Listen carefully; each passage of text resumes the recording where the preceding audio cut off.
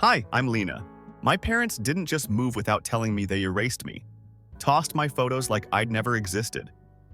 My son found them in a garbage bin, his tiny fingers brushing against torn pieces of our life. He cried, and in that moment I realized it wasn't just forgetfulness. They didn't want us gone. They wanted us erased, but they had no idea what was coming. Before we dive in, let me know where you're watching from and what time it is. Because if you've ever been quietly erased by the people who should love you the most, this one's for you. It started with a text. Just a single, out-of-the-blue message from my older sister, Carol. One line, dinner this Sunday, would be nice to see you and Lucas. No emojis, no hope you're doing well. Just that. I stared at it for a long time, fingers hovering over the keyboard. I wanted to say no. I wanted to say, you don't get to ghost us for months and then act like nothing happened. But then I glanced at Lucas. He was building a Lego spaceship. His little brows furrowed in concentration the way his father used to. I mentioned the invitation and his whole face lit up. Really, he said, eyes wide like it was Christmas morning. We're going to Aunt Carol's. I forced a smile. Yeah, bud. Looks like it. Sunday came with that late summer haze, the kind that makes the world look softer than it feels. We pulled up to my parents' house, the one I grew up in. Same brick facade, same white shutters. It hadn't changed, but I had. Lucas ran ahead, his backpack bouncing with every step, the promise of cousins and sugar-fueled chaos pulling him like a magnet. Carol opened the door, her perfume hitting me before her forced smile. She air-kissed my cheek like we hadn't spent a year pretending each other didn't exist. You look good, she said, her voice tight. Lucas, you're getting so big?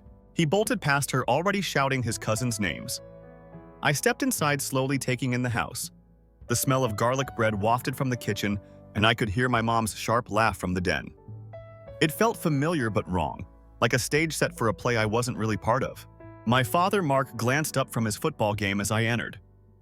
He gave me a nod, barely pulling his attention away from the screen. My mother, Sarah, stood at the kitchen island slicing lemons for her iced tea, her back stiff when she finally turned. Oh, Lena, she said, her lips pressed into a thin line. You're early. Just 10 minutes, I replied, trying not to let the sting show. She didn't answer, just kept slicing. It felt like walking into a room where your absence had been the main topic of conversation. I wandered into the dining room. The long oak table, polished to a mirror shine, was nearly full. Plates, glasses, neatly folded napkins, but not a single place setting for me or Lucas. I stood there, frozen, my throat tightening. Then I noticed the photo wall. It had been redone. New frames, brighter lighting, carefully arranged memories of this supposedly tight-knit family. But we were missing. Not a single picture of Lucas or me. Not one. I swallowed, the anger rising in my chest, my pulse thrumming in my ears. I turned back to the table, grabbed 2 folding chairs from the pantry, and set them at the end beside the window where the light felt colder, harsher. I pulled Lucas close as he wandered back in, his hands still sticky from whatever mischief he'd found with his cousins. They forgot us, Mom, he whispered, his little fingers tightening around mine. I forced a smile. They probably just ran out of time, baby, but I knew better. As the meal dragged on, it became clear we were just props in someone else's scene. Conversations danced over our heads, promotions, vacation plans, new cars. No one asked Lucas about his new school or me about the promotion I'd clawed my way to at work. We were just set pieces, background noise to their perfect little tableau. At one point, Lucas pulled a drawing from his backpack. He had drawn the whole family stick figures holding hands in front of my parents' house with "Family Forever" written in crayon across the top. He ran over to my mother, holding it up proudly. Grandma, I made this for you, he said, his face glowing. She glanced at it for all of 2 seconds before placing it next to the shoe rack without a word. My heart splintered in my chest. Lucas came back to our makeshift seats, his little face clouded with confusion. Do you think she liked it? He whispered. I lied. Of course she did, sweetheart. But inside, something broke. I felt the weight of every unspoken word, every forgotten text, every cropped-out photo. And I knew with a clarity that burned that this was the last time I would sit at that table, play the part they'd cast me in. Because if they wanted us gone, fine. But they would remember us before this was over. As the sun dipped below the horizon, casting long shadows across the driveway, I helped Lucas into his jacket. He gave hugs to everyone who would take one. My father gave him a rough pat on the head, and my mother barely bent down, brushing his shoulder like he was a stranger. My sister handed me a Tupperware of leftovers as if a box of cold lasagna could fill the chasm they'd carved into our lives. We walked toward the door, my footsteps echoing against the polished floors, each step a small act of defiance. As we passed the photo wall, I glanced again. There it was, every glossy smile, every perfectly framed memory. My sister's wedding, my brother's graduation, my parents on their anniversary. But no Lucas, no me, just neatly curated moments from which we had been meticulously erased. I felt a cold, steely calm settle in my bones as I opened the front door. The porch light cast a warm glow over the front lawn, the same one I used to run across barefoot as a kid, laughing my parents' voices calling me in for dinner. But now, it felt like someone else's yard, a stage set for a play I had no part in. As I buckled Lucas into his booster seat, he looked up at me, eyes wide and curious. "Mom, can we come back next Sunday?" I forced a smile, my heart clenching. "We'll see, buddy."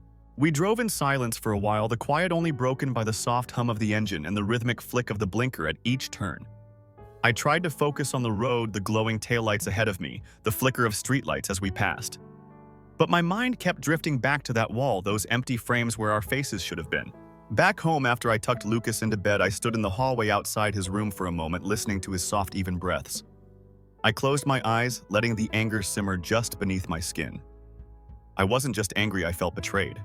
This wasn't a mistake. This was a choice, a deliberate erasure. I walked to the kitchen, poured myself a glass of wine, and sat down at the table, the cool surface grounding me as I pulled out my phone. I opened my photos, scrolling through the hundreds of pictures I had taken over the years. Birthday parties, zoo trips, Christmas mornings. I paused at one from Lucas's 5th birthday, his face smeared with cake, my arms wrapped around him as he giggled into my shoulder. I pressed my thumb against the screen, enlarging the photo, my heart tightening. I had framed this very picture and sent it to my parents. My mother had even thanked me, saying first grandson deserves to be on the wall. Yet tonight, it was nowhere to be seen. I closed the app, my fingers trembling slightly. I could feel the burn of tears, but I swallowed them down. This wasn't the time for tears. This was the time for clarity, for action. The next morning, I woke with a fierce resolve. I dropped Lucas at school, his little backpack bouncing as he ran through the gates, oblivious to the storm brewing in my mind. I watched him disappear into the crowd of kids, a bright splash of blue in the sea of tiny moving figures. On my way to work, I pulled into a nearby coffee shop, the kind with mismatched chairs and the comforting clatter of steaming milk. I opened my laptop and started typing, my fingers flying across the keyboard. I drafted an email to my parents, short and direct. Subject: about last night. Mom, Dad, thank you for the dinner invitation. It was a stark reminder of where we stand. I couldn't help but notice the updated photo wall. It's clear we've been written out of this version of the family, and I wanted to say I understand. Lucas and I deserve to be more than afterthoughts. He deserves a family that celebrates him, not one that places him next to the shoe rack like a forgotten pair of old sneakers. I wish you the best. I truly do. But please don't invite us back unless you plan to make room for us, not just at your table, but in your lives. Lena. I read it over, my pulse thrumming with every word, each line a small act of rebellion. I hesitated for a moment, the cursor blinking at me like it was daring me to hit send. Then, without letting myself second guess, I clicked the button. I leaned back in my chair, staring at the screen as the confirmation popped up. Sent. Outside, the morning traffic buzzed past the cafe windows, indifferent to the small war I had just declared. I took a long sip of my coffee, the bitter taste grounding me, reminding me that this was just the beginning. Because if they thought they could quietly erase us, they were about to learn just how wrong they were. The following days felt like walking on thin ice. I half expected my phone to ring, my parents demanding an explanation for the email. But the line stayed silent. The only messages I got were reminders from Lucas's school about upcoming field trips and overdue library books. I kept my phone close, checking it obsessively, a small part of me hoping for a real conversation, maybe even an apology. But as the hours turned into days, it became clear they weren't going to reach out. Then one evening, as I was prepping dinner and Lucas was drawing at the kitchen table, my phone finally buzzed. I grabbed it, my heart thudding against my ribs. It was Carol. Her message was short-clipped. "We need to talk. Come by this weekend. It's important." I stared at the screen, my pulse spiking. I could feel the old anger simmering, the one I had pushed down for years, building up like pressure in a cracked pipe. But I forced myself to breathe, to think clearly. I couldn't let them pull me back into their emotional quicksand. I replied simply, "Fine. Saturday, 2 p.m. Saturday arrived faster than I expected. I dropped Lucas off at his friend's house for a playdate, his little face glowing with excitement as he bolted for the front door without a backward glance. I watched him go, my heart twisting. I didn't want him near this mess, not yet. As I pulled into my parents' driveway, the house looked the same as always. Neat, manicured, perfectly pruned. But to me, it felt like a dollhouse, all facade and no warmth. I rang the doorbell, the chime echoing through the quiet hallway inside. Carol opened the door, her face set in a tight, controlled smile. She stepped aside, letting me in without a word. I noticed the photo wall as I passed, still devoid of my face, of Lucas's smile. They hadn't even bothered to fix that. In the living room, my parents were already seated. My father leaned back in his leather armchair, arms crossed, jaw set. My mother perched on the edge of the couch, her fingers twisting a tissue in her lap. Carol closed the door behind me, the sound sharp in the otherwise silent room. "Have a seat," my father said, his voice a low rumble, the same tone he used when scolding us as kids. I stayed standing. My mother cleared her throat, her eyes darting to the side, unable to meet my gaze. "Lena, we got your email." I figured, I said, crossing my arms, my spine straight, my pulse steady. Carol cut in, her voice sharp. "Why would you send something like that?" "It was cruel." I felt a bitter laugh bubble up in my chest. "Cruel," I repeated, my voice rising. "You think that was cruel? How about erasing me from the family wall? How about pretending I don't exist every time we're in the same room? How about treating my son like a ghost?" My mother flinched, her fingers tightening around the tissue, twisting it until it threatened to tear. My father's jaw clenched, a muscle in his cheek twitching.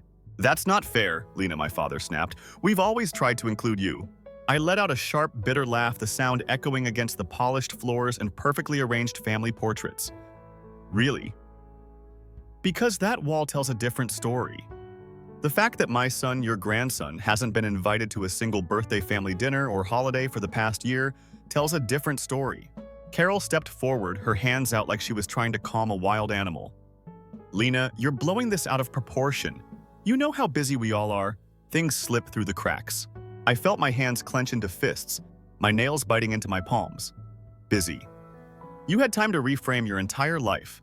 Cut us out like we're nothing, but you're too busy to reply to a text or hang one single photo of Lucas." My father stood, his broad shoulders casting a long shadow across the room.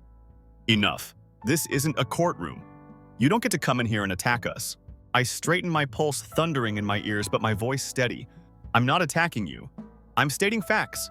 You've made it clear where we stand. I'm just done pretending I don't notice." Silence. Heavy, suffocating. My mother looked down, her hands trembling slightly. She opened her mouth and closed it, the words dying on her lips. Carol crossed her arms, her jaw tight, her eyes blazing with a mixture of anger and something else, fear maybe. I took a deep breath, forcing myself to stand tall to meet their glares without flinching. "I'm not here to beg for scraps. I'm not here to convince you to love my son. I'm just here to say I see what you're doing and I won't let you do it quietly anymore." I turned on my heel, my heart pounding, and walked out the door. I didn't slam at it. I didn't shout. I just left my footsteps echoing down the hallway, the cool air hitting my face like a slap as I stepped outside. I climbed into my car, gripping the steering wheel so hard my knuckles turned white.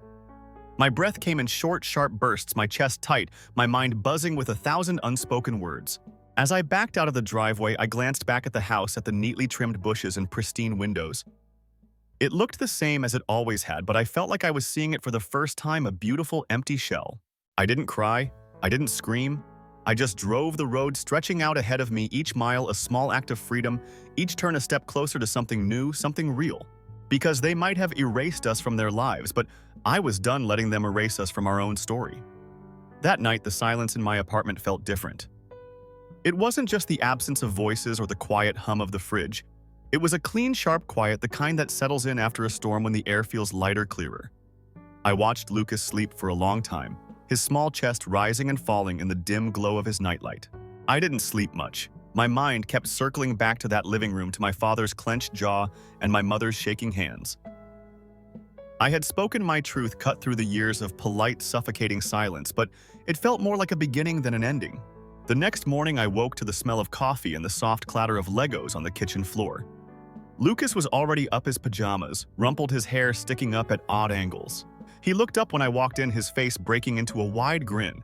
"Mom, I'm building a spaceship," he said, holding up a lopsided creation with mismatched blocks and tiny bent antennas.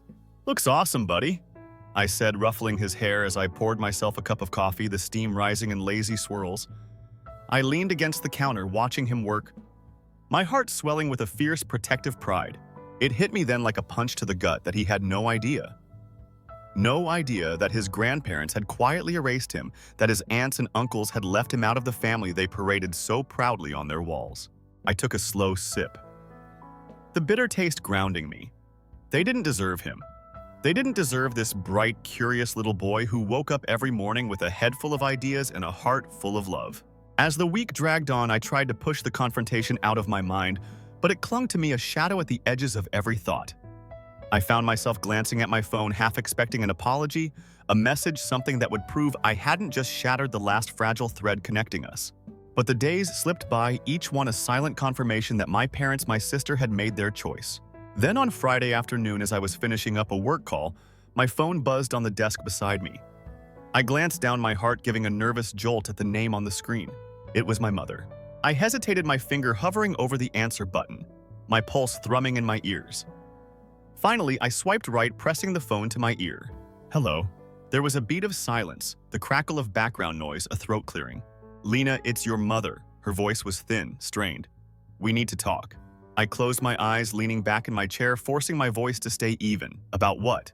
She hesitated, the silence stretching between us thick and heavy.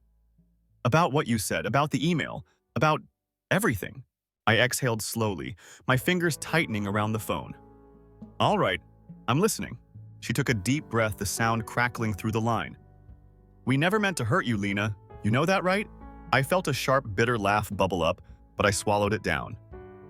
That's a hard sell, Mom. You erased me. You erased Lucas. Her breath hitched, a small, sharp sound like a startled bird.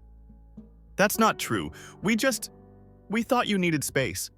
After everything that happened with your divorce, we thought it would be easier for you if we gave you time. Easier. My voice sharpened, my free hand curling into a fist on the desk.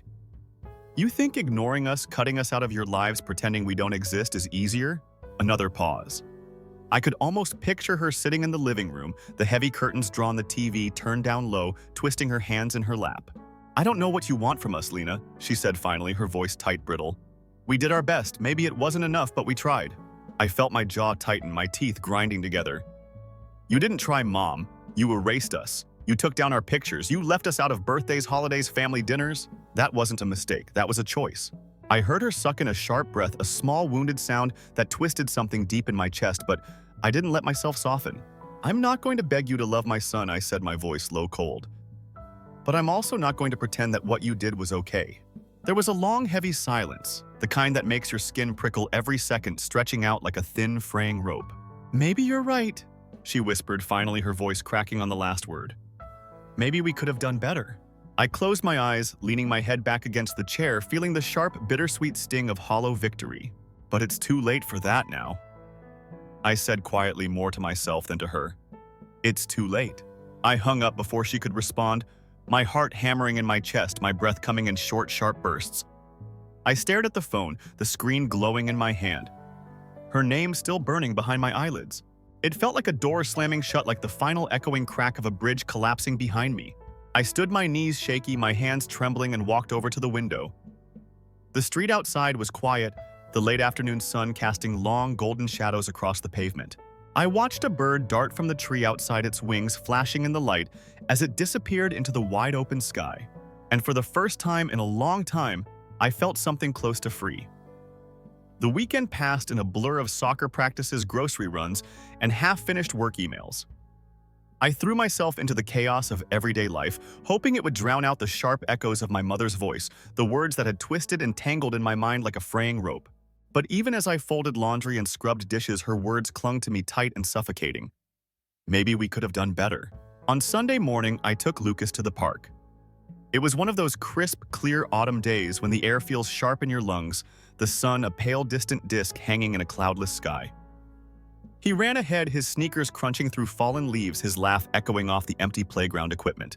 I watched him for a while, the bright blur of his jacket flashing between the swings and slides, his hair catching the sunlight. I tried to let the clean, cool air wash over me, to breathe out the bitterness, to let it slip through my fingers like the leaves skittering across the pavement. After a while, I sank onto a bench, my hands tucked into the pockets of my jacket, my breath misting in the chill. I pulled out my phone, staring at the blank screen, my thumb hovering over the messages icon. I thought about calling my mother, about trying to bridge the gap to rebuild what they had broken. But then I thought about that photo wall, the polished frames, the neatly arranged memories. I thought about Lucas's crayon drawing, the one my mother had tossed beside the shoe rack without a second glance. I thought about my father's clenched jaw, my sister's tight, angry eyes, and I felt my heart harden. I shoved the phone back into my pocket, my fingers numb from the cold. I watched Lucas for a while longer, his small figure moving against the sharp blue sky, the bright reds and yellows of the playground equipment. As we headed back to the car, his cheeks pink from the wind, he slipped his hand into mine, his small fingers curling around mine with a warmth that seeped into my bones. "Mom, can we bake cookies when we get home?" he asked, his eyes bright, his breath puffing out in small misty clouds. I smiled down at him, squeezing his hand. "Of course, buddy. Chocolate chip." He grinned, his nose crinkling. "And sprinkles." "Always," I said, my heart swelling with a fierce protective love. Back home, the smell of melting butter and sugar filled the kitchen, the warm, comforting aroma wrapping around us like a hug.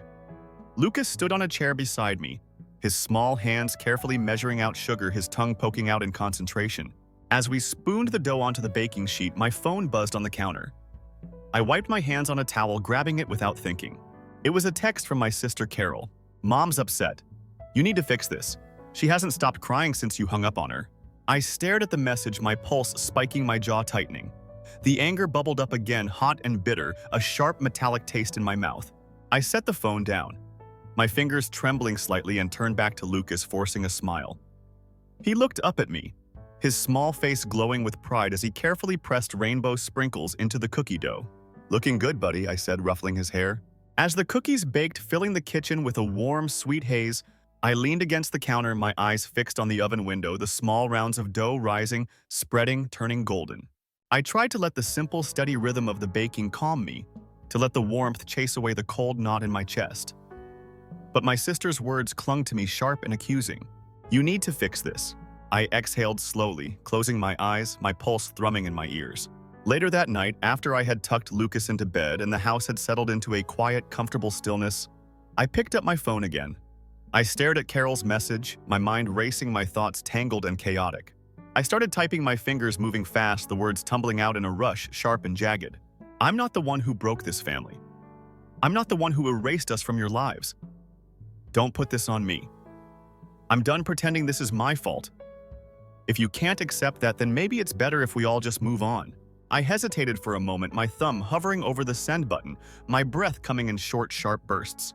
Then, without letting myself think, I hit send. I watched the message disappear, the small gray check mark appearing beside it, the screen bright and empty.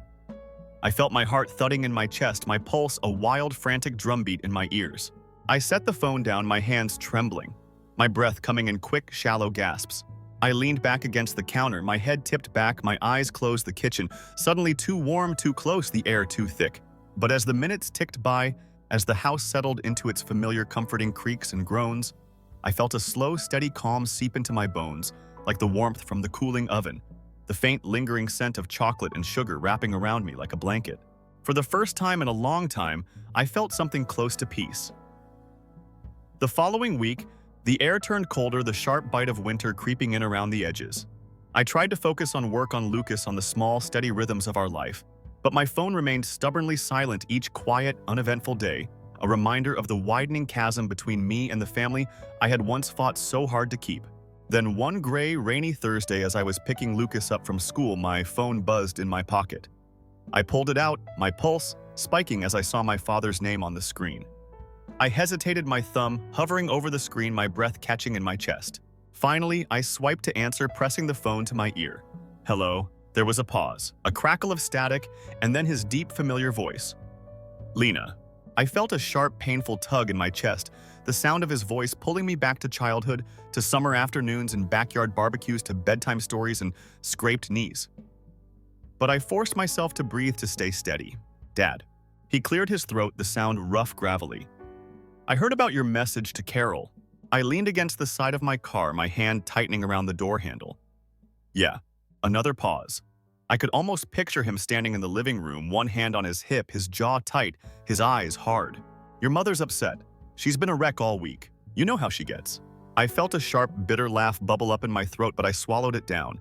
Of course it was about her. Of course it was about how my words, my truth, had disrupted their carefully curated narrative.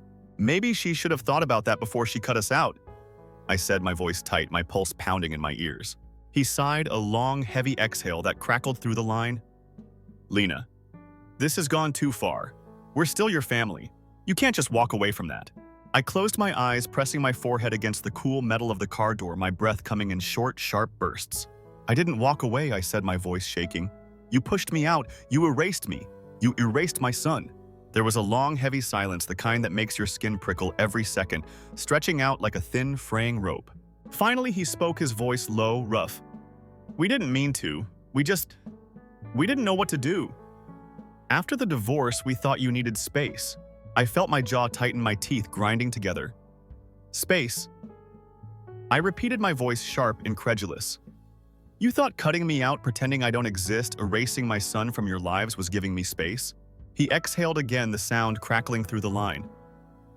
It wasn't like that, Lena. We didn't know how to handle it. I felt a sharp, hot anger flare in my chest, a bitter metallic taste in my mouth. You didn't know how to handle it, so you just erased us.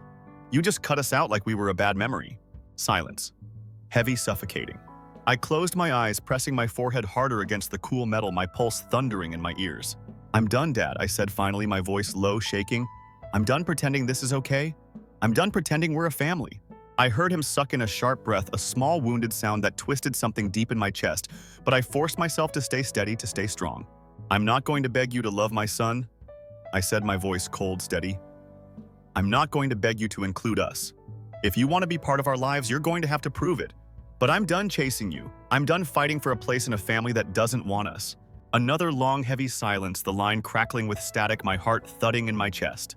Finally, he spoke, his voice low, rough. Lena, please. But I had already pulled the phone away from my ear, my hand shaking, my breath coming in short, sharp gasps. I stared at the screen for a long moment, his name glowing against the bright white background, my pulse thundering in my ears. And then, without letting myself think, I pressed the button to end the call, the screen going dark, the line going silent. I leaned back against the car, my head tipped back. My eyes closed, the cold, sharp wind cutting through my jacket, the sound of children's laughter echoing in the distance. And for the first time in a long time, I felt something close to free. When I got home, Lucas was already drawing at the kitchen table, his small hands moving quickly, his tongue poking out in concentration. He looked up when I walked in, his face breaking into a wide, gap-toothed grin. Mom, look, I drew our family. I walked over, my heart swelling as I looked down at the bright, chaotic picture. There we were, stick figures with big, wide smiles. Our hands clasped together, our faces tilted toward the sun. Looks perfect, buddy, I said, ruffling his hair, my throat tight, my eyes stinging. He beamed up at me, his eyes bright, his cheeks pink from the warmth of the house. And as I looked down at that bright, messy drawing, I felt a slow, steady warmth spread through my chest, a small, quiet spark of hope, a promise of something new, something better. Because in the end, family isn't just about blood. It's about love, about belonging, about being seen. And for the first time in a long time, I felt like I was exactly where I was supposed to be. Story 2. Hello. I'm Odilon. Their mortgage was paid by me. Their children's school meals were covered by me. I even covered the cost of their roof. However, my sister-in-law nonchalantly and shamelessly stated that my mother was not invited for New Year's since she caused discomfort to others. I stopped paying and grinned. What happened next? Let's just say that when it's lawful, silence speaks louder. Prior to diving in, tell me, what time is it where you are at the moment? Would you have acted the same way if it had been your mother? I didn't plan on staying long. Only long enough to drop off the basket for the new year. A bottle of wine, some baked cookies with gold ribbon, and a few of oranges. Nothing ostentatious. Just a modest gesture to let you know that I still care. Even if there was no invitation. Although it wasn't freezing, the Houston winter air had that abrasive, dry cold that gets under your sleeves. As usual, out of habit or perhaps self-preservation, I parked half a block from Evan's house. I didn't want to come out as overbearing. Never again. Lyra's taste was evident in every tiny detail as I made my way to the porch. Her wreath looked flawless, sprayed snow white. It appeared to be from a holiday catalog even though we never had snow. Classy, sterile. Family maintained, there was nothing to it.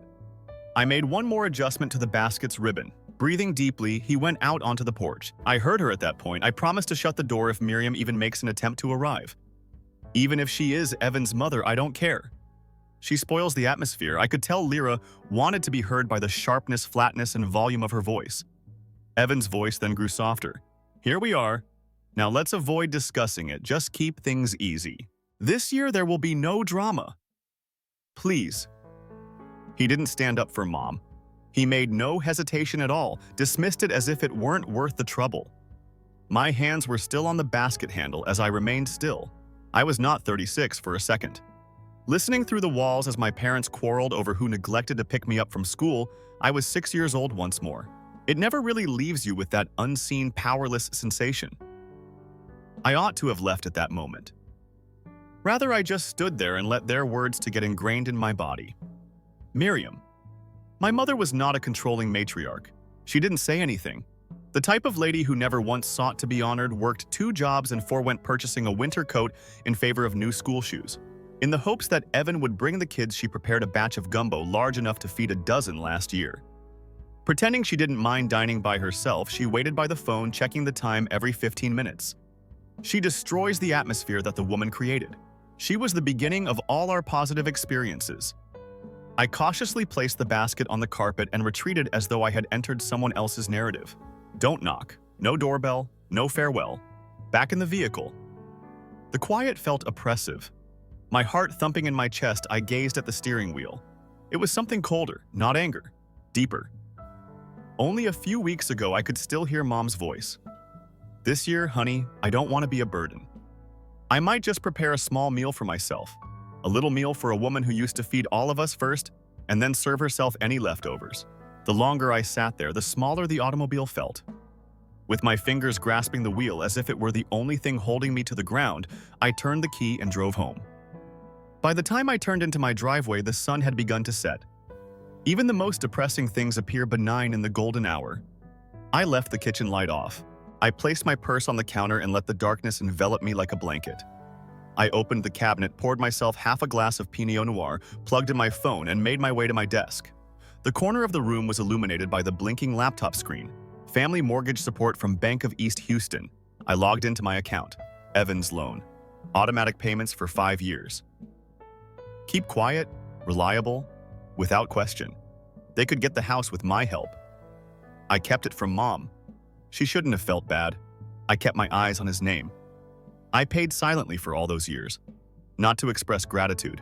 Not for fame. Because when you think your family does the same for you, that's what you do for them.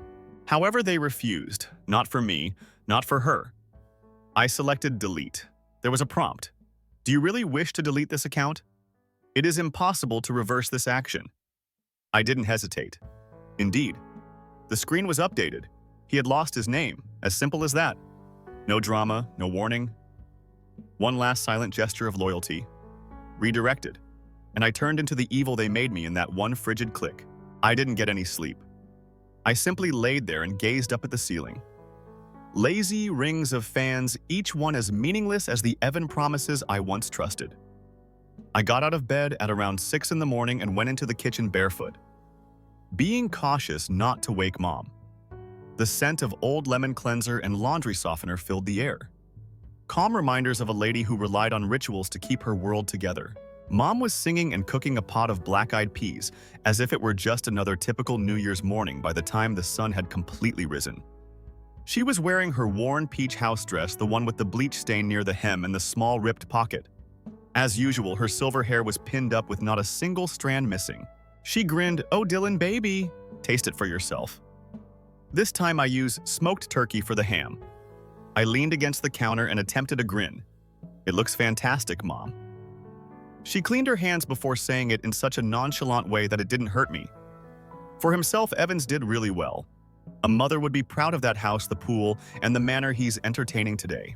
I gulped, nodded, and blinked hard. He was constantly driven.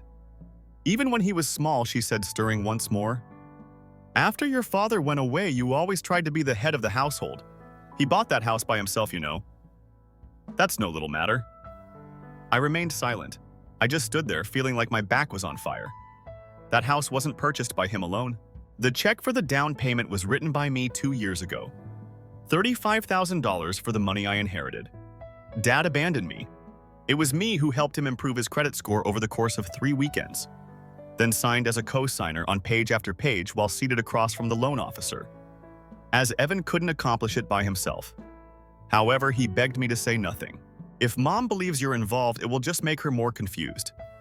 Let's maintain cleanliness. Easy. And I foolishly consented. It was only paperwork, I assured myself.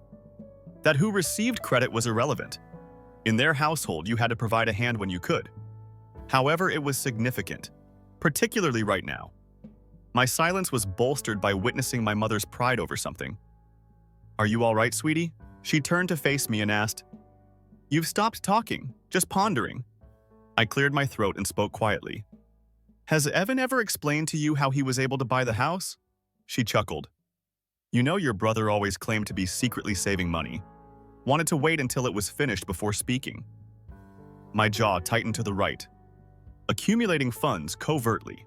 I went to the closet in the hallway and took out an old accordion file that I had stored there since the closing day.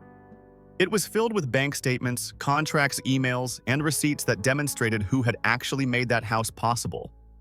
I placed it on the desk in my room and turned through the pages until I came across the one I could clearly recall. The last loan contract. My name and his are bolded. Equal responsibility, equal accountability, but the credit went to only one of us. The success story was the only one. Even worse, make Mom feel alienated by using that house and that illusion, his wife whispered to him. She depresses the atmosphere without saying a word. Something cold and sharp rose in my chest as I sat there and looked at my signature next to his. Clarity? Yes, but resentment. The exclusion of Mom from dinner wasn't the only issue here. It has to do with a pattern. I built that house with him, and now they barred the woman who raised us both from walking through it. He didn't just erase me, he used me. Well, now I had a paper trail. And if Evan thought I'd stay quiet forever, he was about to learn something new about his little sister. The morning after New Year's felt grayer than usual. The sky outside was blank, the kind of dull that seeps into your chest and settles there. I stood in the kitchen pouring coffee that had gone lukewarm before I even took a sip. My mother sat on the sofa quietly knitting a scarf she'd started weeks ago. Her fingers worked steadily, but her gaze stayed far away. She hadn't mentioned a thing about last night. Neither had Evan. Not a single message, not a call, nothing. I checked my phone again out of habit, more than hope. The screen glanced back blankly, then an Evan. My heart leaped. I tapped answer, but it ended just as fast. A missed call. No voicemail. I accessed my voicemail anyhow, anticipating an empty inbox until I spotted one new message from the previous night. They were most likely still preparing the table when the timestamp was made. I gave it a tap. All I could hear at first was rustling and static, but then Evan heard a voice I recognized. She has emotional instability, who after all brings Mom along to everything as if it were 2005. This needs to be cleaned. I felt sick to my stomach. A female voice interrupted.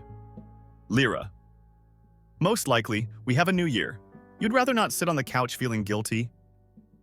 They both chuckled uncontrollably. With my phone still in my hand, I stood still in the center of the room.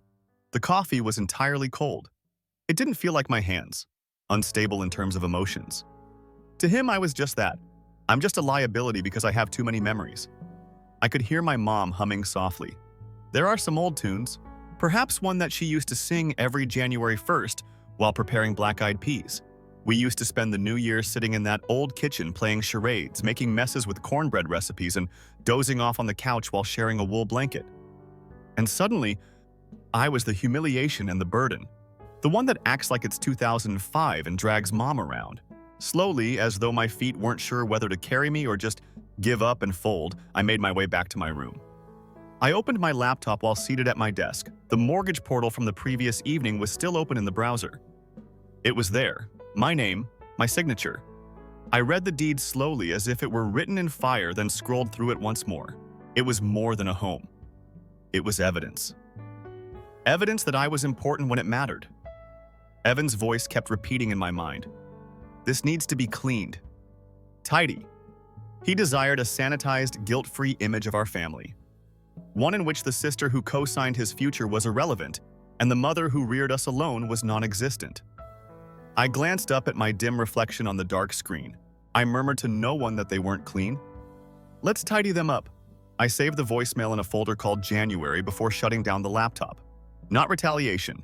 Not quite yet. However, the seed was now broken open. The call was cut off. I just sat there for a long time gazing at my screen's silent hum. I wasn't shaking. No more. The pain in my chest was replaced by something colder. It had a purpose. That morning, I didn't even change my clothes. I brewed coffee. I entered the tiny office I had set up off the kitchen, ignoring my inbox. The identical accordion folder from tax season still contained my files, nestled behind a mom medical box. As I had done 100 times before, I took it out, sat at my desk, and clicked on the mortgage folder, but this time I took a closer look. Beneath the well-known auto payment setup, I saw a new document with the title 2023 Refi Agreement that I hadn't opened. Odd hadn't even brought up refinancing, not once. And I would have been aware.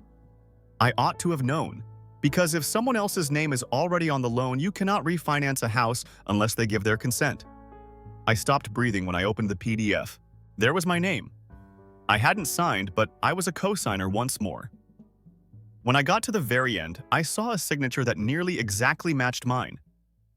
However, since I was 15, I have been signing in the same manner. I seldom make this loop, but there was a hesitancy on the why. They had faked it. I just scribbled fraud on the sticky note I took from across my desk. I adhered it to the screen after that. I was jerked out of my spiral by a harsh bang. I noticed Mr. Holtz from next door with a letter in his hand as I peered through the side window.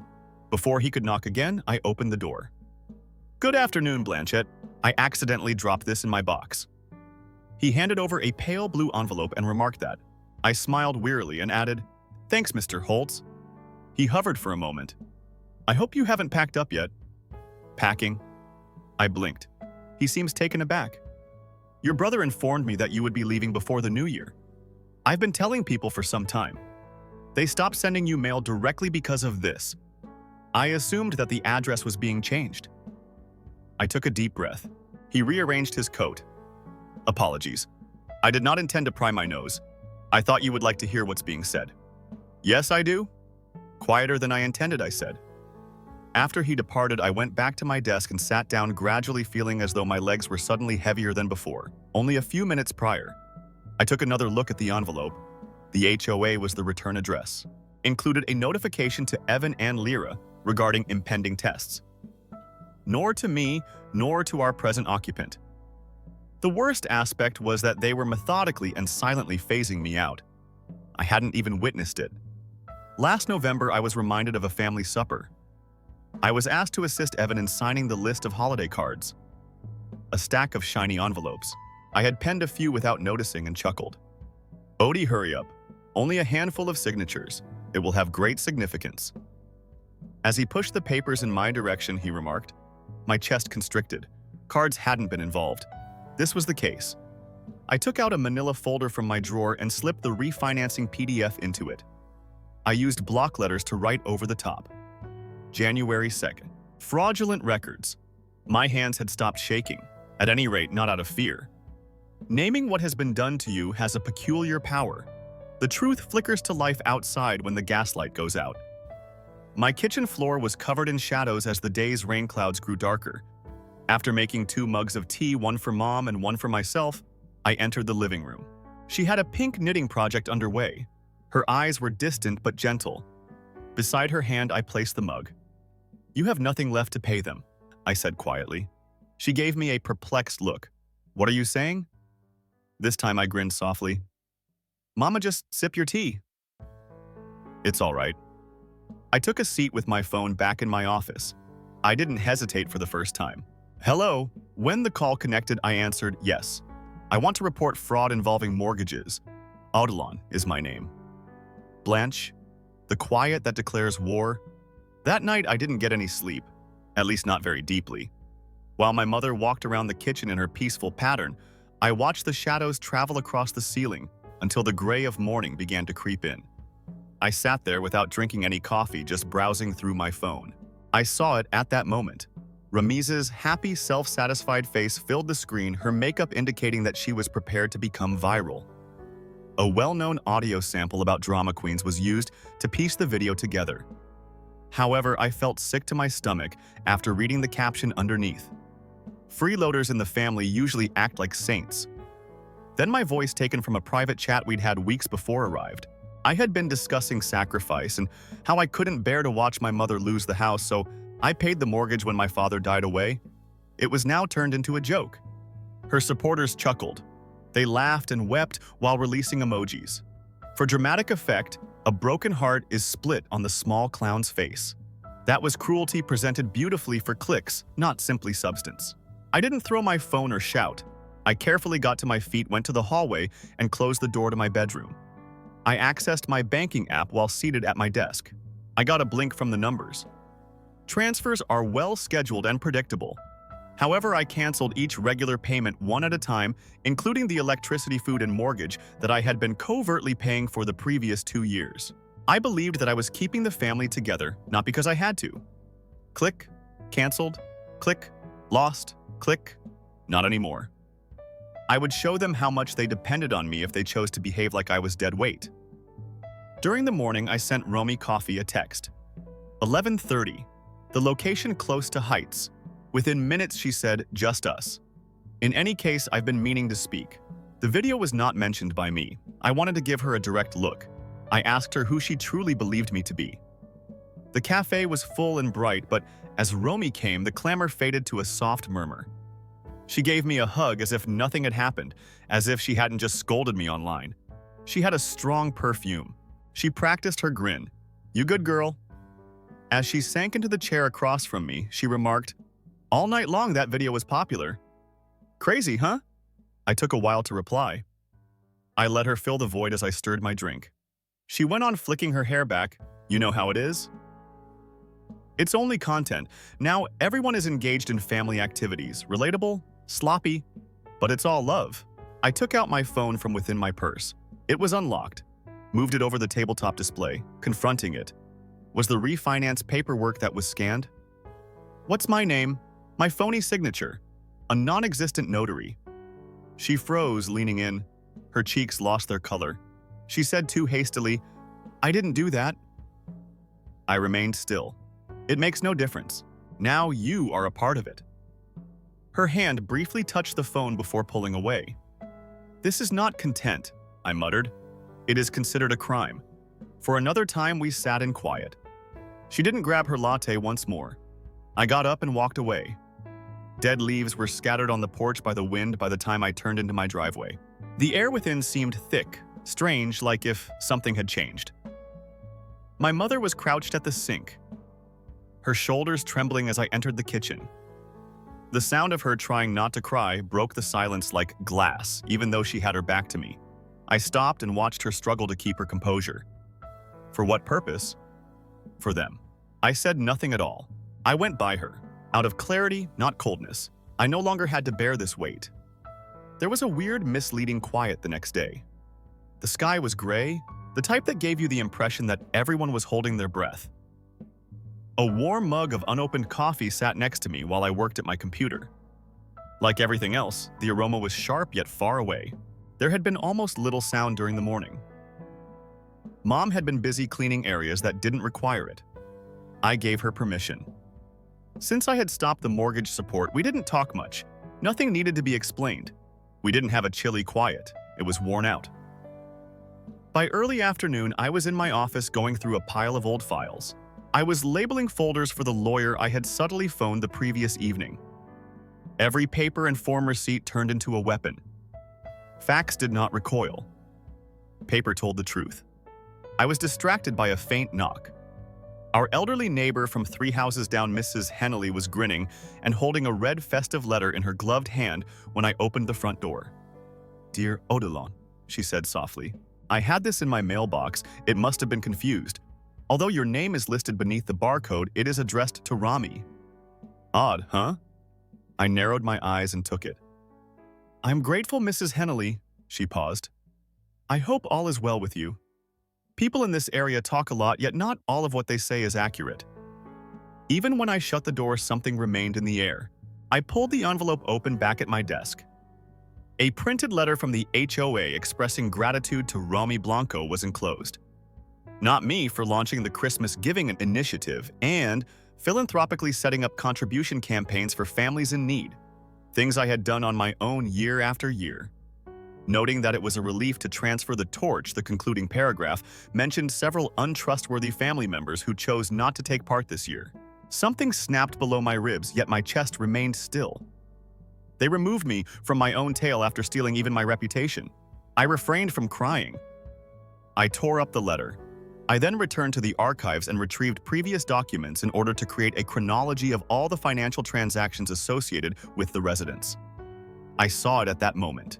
I received a credit alert 4 months ago from an unknown lender. I stopped breathing. I used the login credentials I still had from the cosign to navigate the bank's online site. And there it was. Using my social security number and a signature that almost matched mine, a second mortgage established in my name. I hadn't touched a pen, though. It struck like a steady, gradual landslide. This was what my own parents had done. They hadn't inquired at all. It was a silent shock. The revelation hit like a searing steam beneath the skin. Invisible. Unstoppable. I listened to a voicemail from the previous autumn. Dad's tone was uncertain. "You wouldn't comprehend. All we needed was assistance. It lasted for a short time.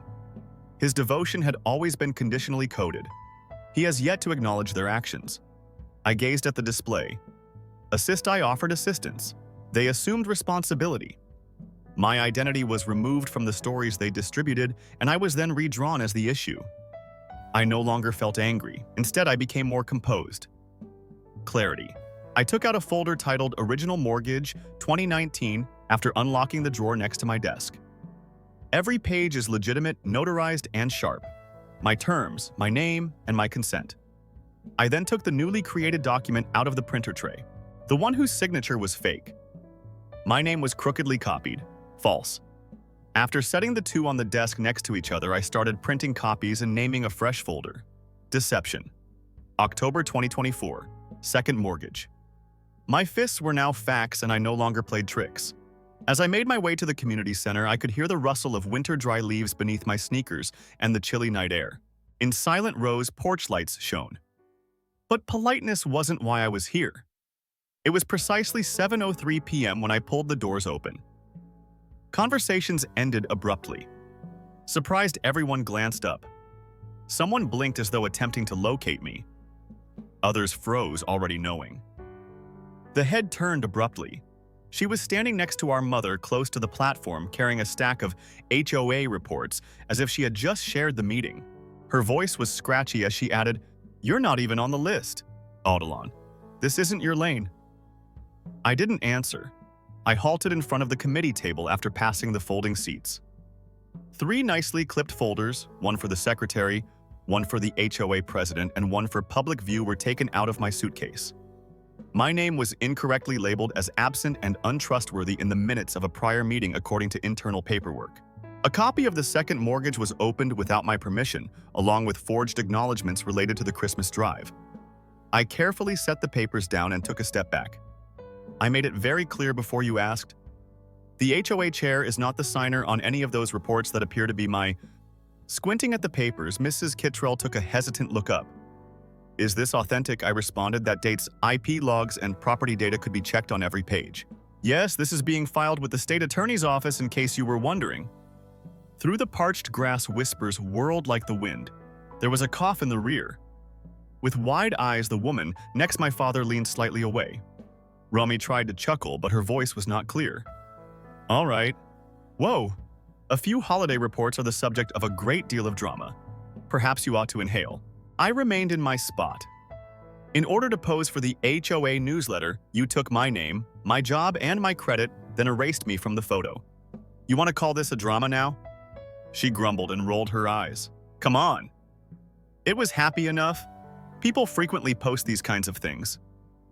From the back row came a quiet voice. She is being honest. Everyone pivoted. Carlisle in his mid-70s, retired. For as long as I could remember, Navy lived at the end of the street, was holding his cane with both hands. I've been here for 24 years, he added. I've seen her mow the front yard as you guys refused to do anything. While her own parents were dry, I witnessed her delivering meals in the rain. You remembered her. She was eliminated by you. There was a reverberation of whispers. There was another voice. She coordinated the appeal for school supplies. 3 years in a row. She was seen by all of us at the drop-offs. Leaning forward was a woman wearing a crimson scarf. Rami informed me that she no longer wanted to be a part of the neighborhood after moving out of state. Romy went pale. My mother refused to look into my eyes as she stood silently next to her. I looked at the board of the HOA. I'm not pleading for pity. I'm requesting responsibility.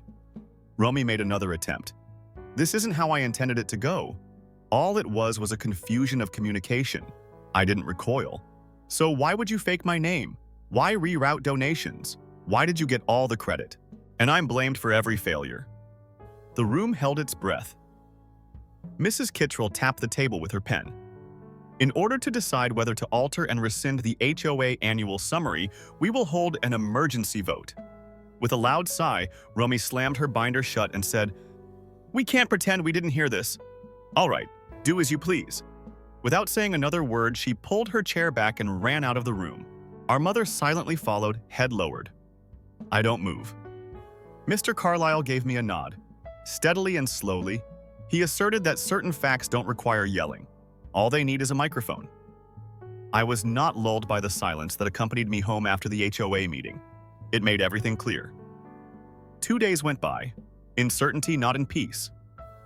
I was sitting at my computer in the tiny condo I had moved into after being forced out of my childhood home on the morning of January 8th. I had selected a different type of silence to fill this room. No more yelling in private rooms.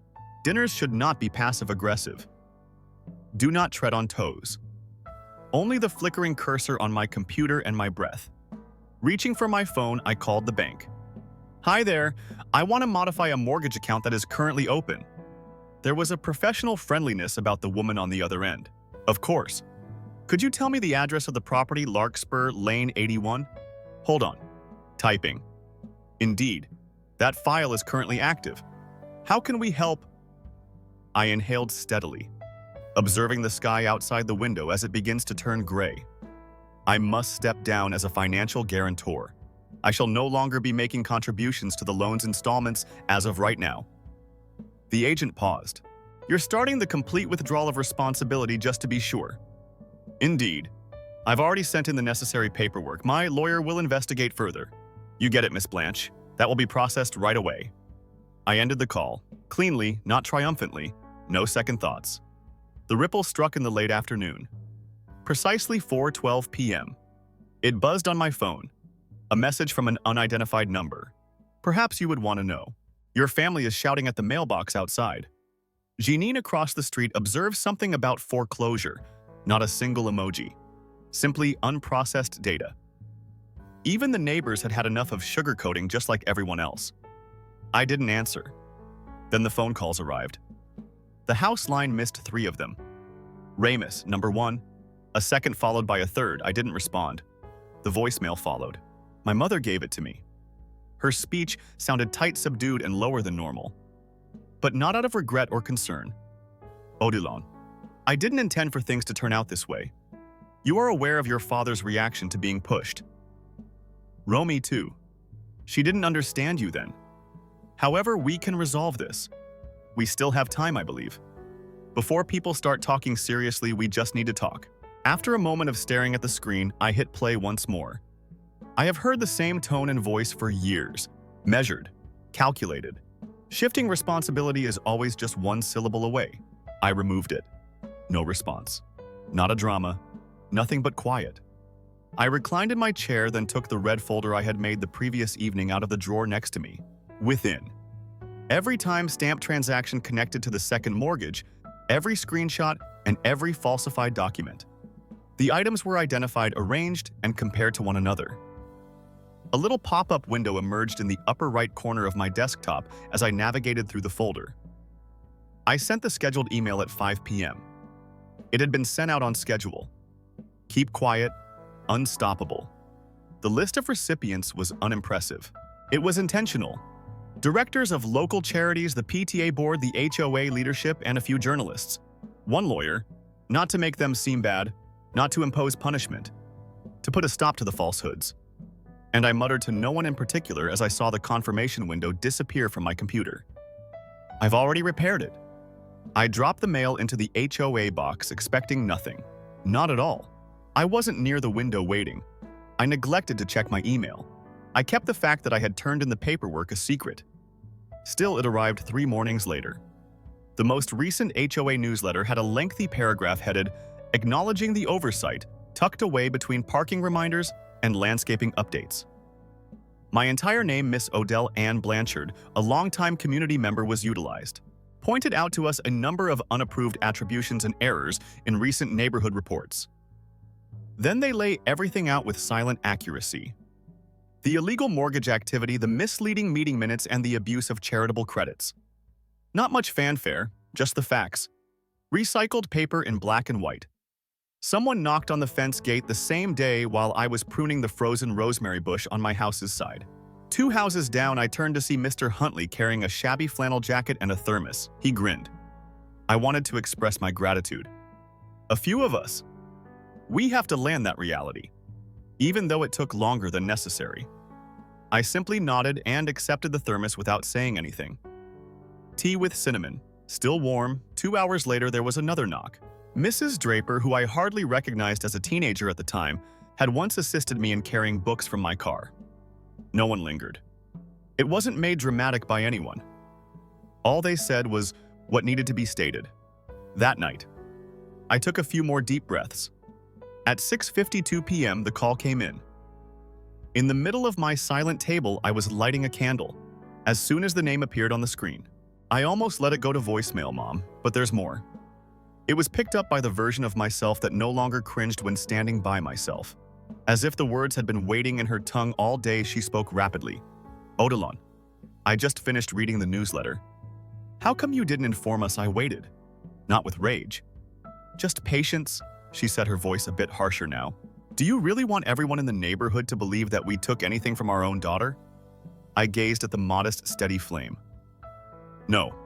When I eventually quit covering for you, I want them to know it. Keep quiet. You have no idea how it is for us, she added quietly, as if that would still be effective. I know what it's like precisely. I halted for that reason. You're being unkind, she muttered. I gave a head shake. She couldn't see it, however. I'm being explicit. That's not the same. One more pause. The sort that implores you to fill it with regret. I didn't. I assured her I wasn't furious. I finished portraying the daughter who finances her way to love. Quiet. Before she could answer, I hung up. And it was peaceful in the nicest sense. I had a little meal later that evening. No official invitations, only a handful of buddies. Eve from the office.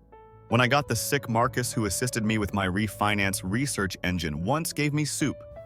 Those who remained after seeing the true fractures. Nobody inquired about relatives. All they did was refill one another's drinks and pass bread around. There was no cake when dessert time came. Marcus took out a solitary beeswax candle and placed it in a ramekin of custard, even though I hadn't arranged for one. His glass was lifted to endings.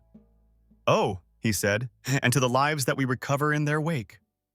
I grinned. I agree with it. The framed picture that had been there longer than any furniture caught my attention as I entered the hallway after everyone had departed and the final dish had been cleaned. 1999's New Year's Eve. Romy, Evan, and I, Mom and Dad. Everyone is grinning. Everyone was acting as though they didn't see the gap between us. I didn't remove it, but I also didn't bring it with me.